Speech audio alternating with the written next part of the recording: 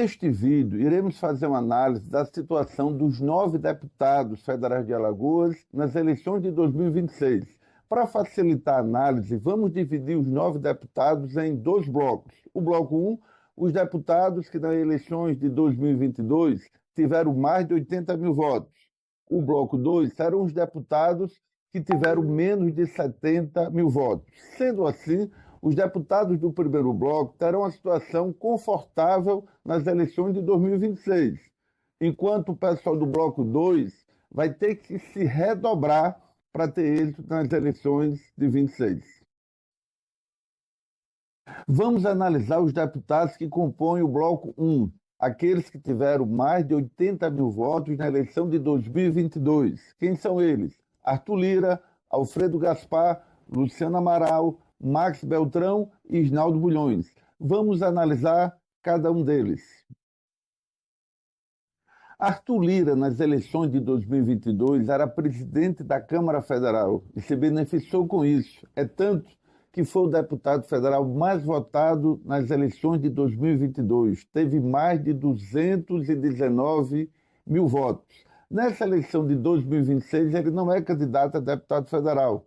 Vai ser candidato ao Senado da República, é um forte candidato, mas ainda vai ter o direito de luxar lançando o filho, deputado federal, nessas eleições, sem nenhum serviço prestado aqui em Alagoas.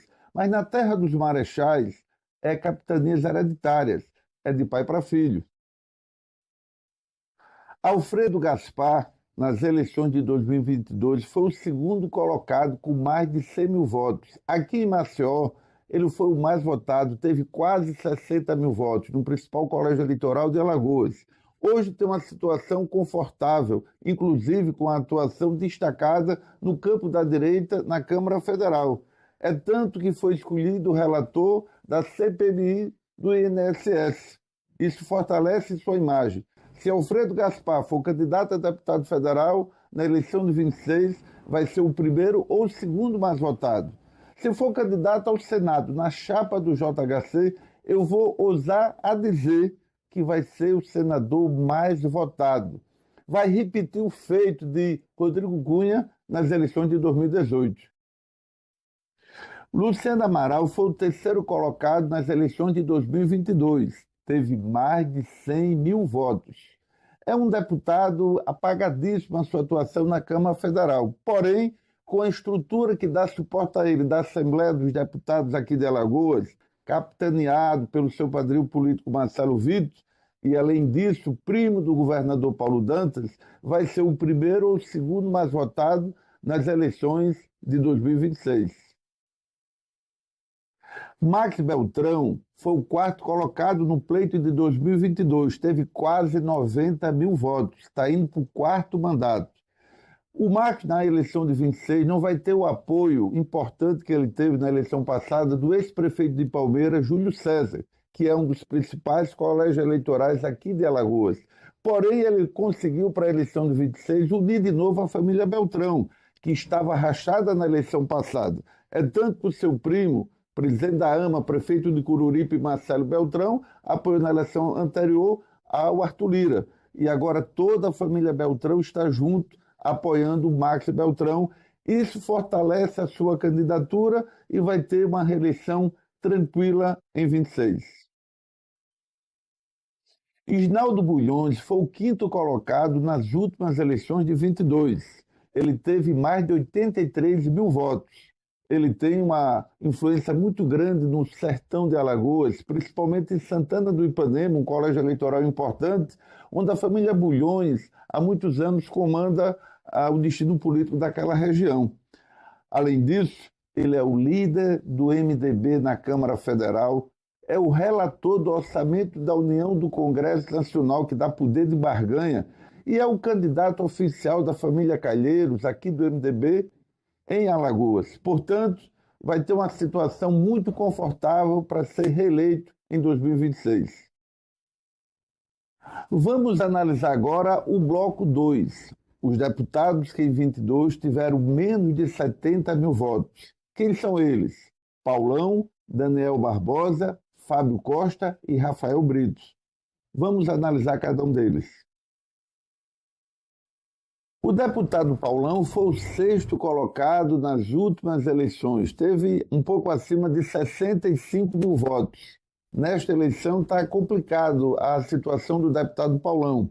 Perdeu o comando do PT aqui em Alagoas, consequentemente perdeu as duas secretarias do Estado que ele comandava, e na eleição passada ele foi candidato pela federação, que era PT, PCdoB e PV. E lá teve o Luciano Amaral, que teve mais de 100 mil votos, que ajudou a eleger o segundo colocado, que foi ele. Só que o Luciano saiu da federação e foi para o PSD. Isso quer dizer que se o Paulão não se articular, não montar uma chapa competitiva na federação, corre o risco de não fazer o quociente eleitoral e não ter êxito na eleição de 2026. Daniel Barbosa foi o sétimo colocado nas eleições de 22. Teve um pouco mais de 63 mil votos. Deputado com a pífia atuação na Câmara Federal. Mas é filho de Luciano Barbosa, que é o prefeito de Arapiraca, o segundo colégio eleitoral.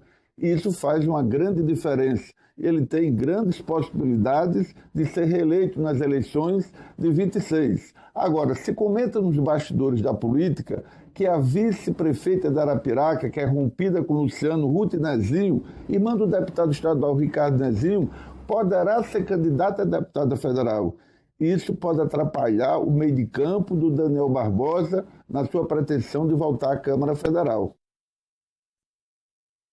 O delegado Fábio Costa foi o oitavo colocado nas eleições de 22. Teve um pouco mais de 60 mil votos. Na eleição de 2020, aqui para Maceió, para a eleição de vereador, ele foi o vereador mais votado.